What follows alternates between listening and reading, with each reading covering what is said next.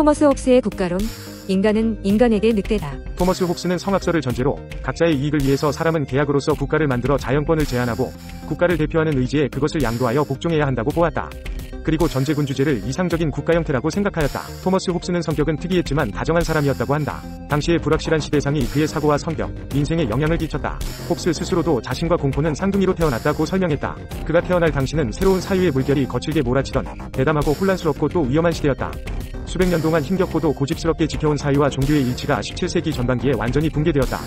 후기 스콜라 학파의 철학자들이 수도원과 대학 내에서 종교적 원칙으로부터 점점 노골적으로 벗어나는 학문의 경향을 기독교라는 큰 틀에 붙잡아두려고 애쓰는 동안 궁지에 몰린 로마 교회는 여전히 종교재판소라는 과거의 유물을 꽉 움켜쥐고 감금과 고문, 화형을 일삼고 있었다. 종교와 사유가 나뉘게 된 데는 프랜시스 베이컨과 갈릴레오 갈릴레이, 르네 데카르트, 토머스 홉스 같은 사람들의 공이 컸다.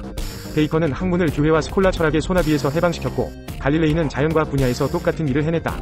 스콜라 철학자들이 무슨 골치 아픈 문제가 있을 때마다 해답지처럼 들추어 보던 아리스토텔레스의 저서도 이제는 더 이상 답을 주지 못했다. 그런 가운데 마침내 르네 데카르트가 종교로부터 이성을 떼어냈다. 그렇다면 토머스 홉스는 어떤 역할을 했을까? 그는 국가를 왕권 신수설의 이념에서 해방시켰을 뿐 아니라 국가의 토대를 백성과 통치자 혹은 국가의 계약관계로 보았다. 홉스의 어린 시절은 평탄하지 않았다. 가난한 시골 목사로 술을 좋아하던 아버지는 홉스의 나이 16이 되던 해에 집을 나가 런던 인근에서 사망했다. 부유한 삼촌이 똑똑한 홉스를 거두어들였고 훗날 옥스퍼드 대학에서 언어와 논리학, 철학을 배울 수 있도록 지원해주었다. 대학에서 배운 지식으로 무장한 홉스는 당시의 관례대로 윌리엄 캐번디시 백작의 저택에서 학자이자 개인교사로 일했다. 이후 홉스는 평생 캐번디시 가문과 4대에 걸쳐 인연을 맺었다. 당시 영국의 젊은 귀족들 사이에서 유럽을 일주하는 교양여행에 홉스를 동행시켰다. 나중에 홉스는 그랜드 투어를 2번 더 했는데 이 여행을 통해 저명한 학자들과 교류할 수 있었다.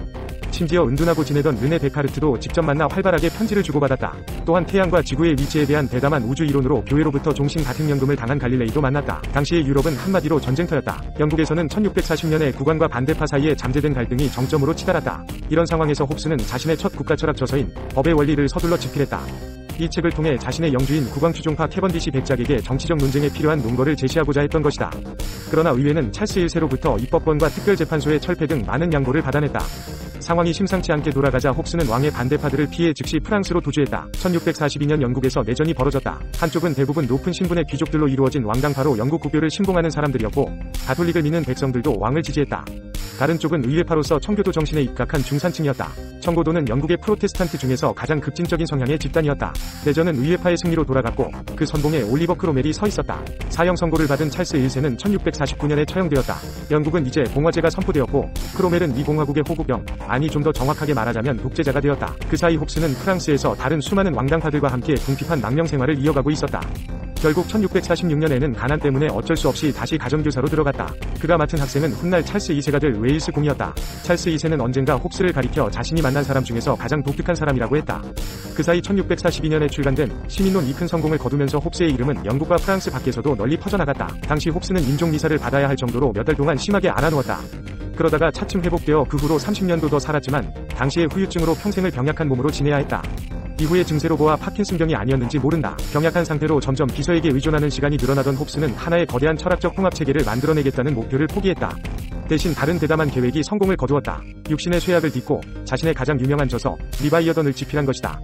1651년 런던에서 출간된 이 책은 출간되자마자 커다란 논란을 불러일으키면서 곧 금서로 지정되었다. 정말 모두가 이 책을 거부했다. 대체 무슨 끔찍한 내용이 적혀있기에 그런 반응이 일어났을까? 이 책을 꿰뚫은 핵심적 이념을 한마디로 요약하면 이렇다. 인간은 인간에게 늑대다. 지금도 큰 울림으로 인용되는 홉스의 이 말은 리바이어던에서 처음 언급된 것으로 알려져 있지만 실은 그 전에 출간된 시민론에 먼저 나온다. 시민론의 헌사에서 홉스는 자신의 후원자인 캐번디시 경에게 이렇게 썼다. 그런데 다음의 두 문장 모두 진실입니다. 인간은 인간에게 신이고 인간은 인간에게 늑대입니다. 앞 문장은 시민들 간의 관계를 말할 때 그렇고 뒤 문장은 국가 간의 관계를 말할 때 그렇습니다. 따라서 시민들 간의 관계에서는 인간은 인간에게 신입니다. 홉스는 인간은 인간에게 늑대라는 말을 로마 작가 플라우투스의 아시나리아에서 차용했다. 그는 리바이어던에서 이렇게 말했다. 인간은 다른 생물과 달리 자신의 행동을 결정할 어느 정도의 자유를 갖고 있지만 결국 자기보존 의지의 노예이다. 인간은 언제나 종족 내의 다른 개체들보다 더 잘 살고 더 성공하려는 희망 속에서 맹수처럼 행동한다. 따라서 인간의 행동을 이끄는 것은 종교나 교회가 아니라 자기만 잘 되겠다는 이기심이고, 심지어 인간을 줄기차게 서로 싸우게 만들고 만인에 대한 투쟁으로 이끄는 욕망이다. 인간의 행동을 이끄는 동력을 이기적 욕망으로 해석한 것은 당시로서는 섬뜩하면서도 불안당 같은 생각이었다. 홉스는 이런 악순환을 끊을 수 있는 방법이 무엇인지 스스로에게 물었다. 그리고 전능한 국가를 건설하는 것에서 해답을 찾았다. 여기서 신의 역할은 중요하지 않다. 인간만이 인간을 이기적으로 몰아치는 세상에서는 어차피 신은 열애이기 때문이다.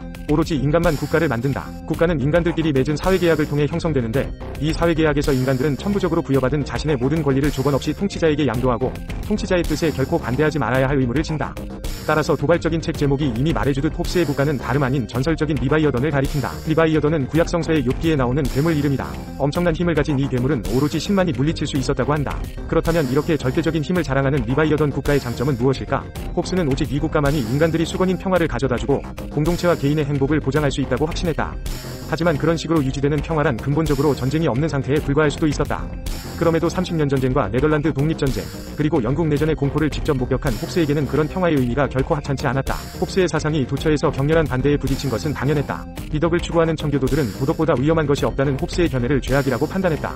그러나 홉스는 전체의 평화와 안전을 지키는 것이 목표인 국가에서 도덕과 신앙은 공공의 관심사가 될 수 없고 오로지 사적인 영역일 뿐이라고 생각했다. 영국 교회도 홉스의 주장을 배척했다. 그의 요구는 자신들을 정치적 변방으로 몰아내려는 시도로 비쳤기 때문이다. 게다가 홉스가 주장하는 인간의 개념과 신의 역할도 영국 교회의 기본 입장과 완전히 대치되는 것이었다. 왕당파 역시 홉스의 국가론을 무시했다. 의회의 태도도 결코 우호적이지 않았다. 국가를 모든 정당 위에 놓음으로써 국가에 절대주의적인 권력을 부여한다는 이유에서였다. 오늘날 홉스의 국가 모델에 대한 비판의 핵심은 그가 주장하는 사회계약론의 일방적인 측면이다. 이 계약에서 국가의 의무는 어디에 있는가? 국가는 국민에게 무엇을 제공하는가? 홉스의 사회 구상에서 이득을 얻은 쪽은 오직 국가 또는 통치자일 뿐이다. 국가는 의무를 소홀히 해도 결코 자신의 권리를 잃지 않는다. 반면에 국민은 의무를 만각하면 권리를 완전히 잃어버릴 수도 있다. 국민이 조금이라도 의무를 저버리려고 하면 국가는 언제든 제재를 가해 국민을 무릎 꿇릴 수 있다. 홉스가 원한 것도 바로 그것이었다. 그에게는 전쟁이 나지 않는 것이 가장 중요했기 때문이다. 홉스의 국가론은 늘 절대왕정의 정당성을 제공했다는 비난에 휩싸였다. 이런 모든 비판에도 불구하고 홉스의 사상에 담긴 다면성과 혁명성, 바이성을 간과해서는 안 된다. 어떤 사람은 홉스를 가리켜 인간을 개인으로 인식한 중부 유럽 최초의 철학자로 부르기도 하고, 어떤 사람은 그가 왕권보다 평화의 우위를 둠으로써 국가의 존재 의미에 새로운 근거를 부여했다고 생각한다. 게다가 홉스는 세계를 움직이는 것은 신이 아니라 인간의 자기보존 욕구라고 설명함으로써 국가와 교회를 분리시켰다. 홉스는 91살이 일기로 캐번디시 가문이 한 영지에서 세상을 떠났다. 전하는 이야기에 따르면 그의 장례식에는 성직자를 부르지 않았다고 한다. 그는 기독교적 상징이 없는 소박한 자신의 묘기에 이런 재치 있는 묘기명을 생각해두었다. 이것이 현자의 참된 묘기이다. 하지만 그는 결국 자신의 말대로 이 세상에서 벗어날 탈출구를 찾는 것 이기뻤을 뿐이다.